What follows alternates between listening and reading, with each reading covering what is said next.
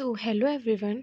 आज हम अपनी जावा सीरीज़ ही कंटिन्यू कर रहे हैं। ठीक है, देखिए लास्ट वीडियो में हमने समझा था कि हमारे लूपिंग कंसेप्ट को हमने समझा था ब्रेक एंड कंटिन्यू क्या होता है ना।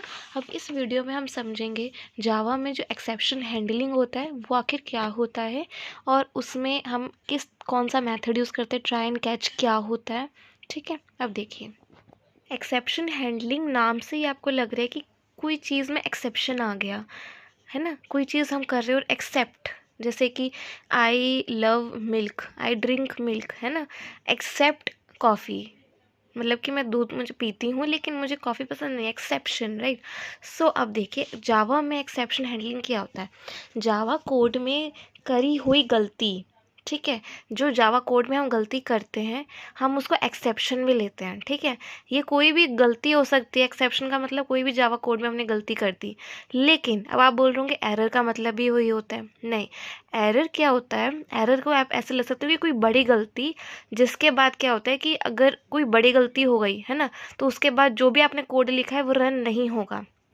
लेकिन एक्सेप्शन में क्या होता है, ये छोटी मोटी गलतियाँ होती हैं और इनके बाद अगर आप इसको एक्सेप्शन को हैंडल कर लो ना, क्योंकि देखो एरर कभी हैंडल नहीं होता है। एरर तो उसके बाद जो कोड होगा वो रन ही नहीं होगा, लेकिन आप एक्सेप्शन को हैंडल कर सकते हो। ठीक है, तो देखो एरर कोई बड़ी गलती जिसकी वजह से आगे कोड वर्क नहीं करेगा, और एक्सेप्शन छोटा मोटा गलती जिसको अगर हम कैच कर लें तो आगे बाकी बचा हुआ कोड रन हो सकता है।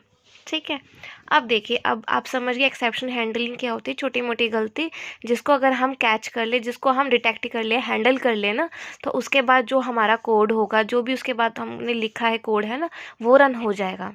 ठीक है, अब देखिए, अब इसको ना एक्सेप्शन को हैंडल करने का तरीका क्या होता है, इसको हम ट्राई और कैच मेथड से करते हैं। ठीक है, ट्राई कीवर्ड होता है और कैच कीवर्ड होता है। अब आप पूछ रहे होंगे ट्राई कीवर्ड क्या होता है, कैच कीवर्ड क्या होता है, तो मैं आपको बताती हूँ।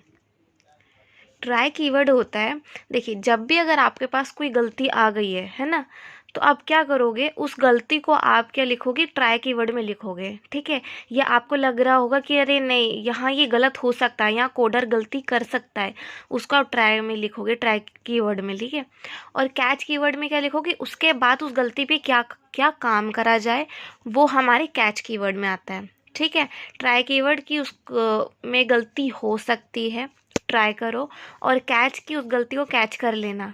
ठीक है, उस पर हमें क्या काम करना है, अब आपको एक प्रोग्राम से बताऊंगी तो आप अच्छे से समझ पाओगे। देखिए सपोज़ कि मैंने एक मार्क्स करके एक एरे बनाया है। ठीक है, उसमें मैंने इंग्लिश, हिंदी, मैथ्स इनके मार्क्स डाल दिए।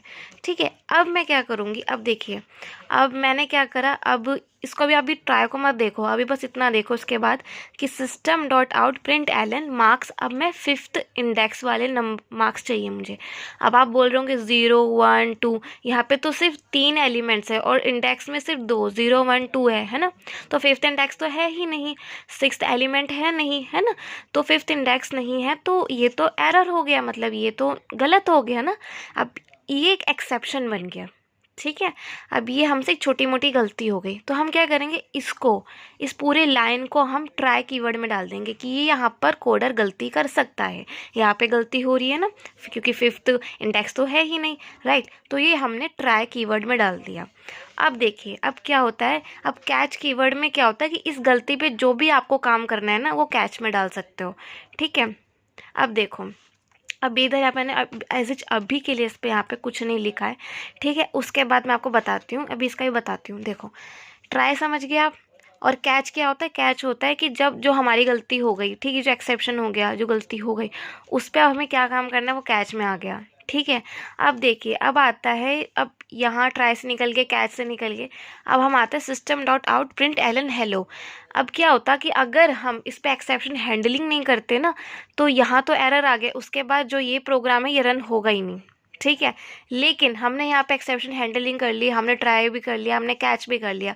ठीक है, दोनों हमने लिख दिया। अच्छा यहाँ पर एक और चीज़, कैच के आगे मैंने एक्सेप्शन और फिर ये एक्सेप्शन लिखा है, इसका मतलब क्या है, इसका मतलब ये होता है कैच के आगे मैंने एक्सेप्शन क्लास में एक एक्सेप्शन करके ऑब्जेक्ट बनाया है। ठीक है, अब देखिए अब अगर मैंने ट्राई और कैच कर लिया है, इसके बाद जो भी मैं अपना काम करवाऊँगी, अब मैंने यहाँ पे हेलो प्रिंट करवाना चाहती हूँ, तो आउटपुट में अब हेलो प्रिंट होगा। मानती हूँ यहाँ पे एरर दिखाएगा, लेकिन अब वो एरर नहीं दिखाएगा। अब वहाँ पे एक्सेप्शन हैंडलिंग होगी ना, अब वो हेलो प्रिंट कर देगा। ठीक है।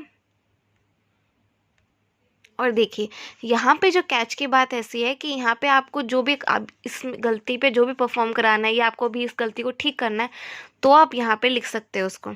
ठीक है, नहीं तो अभी आप इसके बाद स्क्रीनशॉट ले लीजिए इसका।